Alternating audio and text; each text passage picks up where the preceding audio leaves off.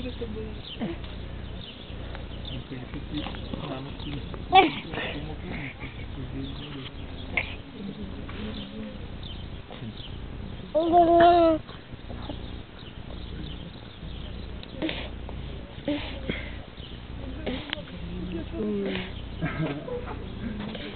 To bude počkat.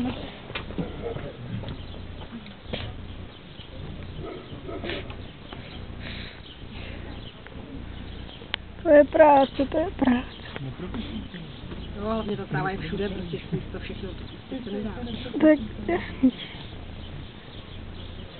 A podobně se tvářila jedna hříbátko, když se prý vidělo sníh, tak se jalo to ochutnávat. V klusu teda, jako prostě si skloněnou hlavou prostě ochutnávalo sníh. Běhlo takhle asi půl hodiny. A ono to furt padalo prostě a ona nějak jako nebyla schopná prostě, ona to chtěla všechno sníst, ale ono to prostě nešlo. Aha. Tady projdu.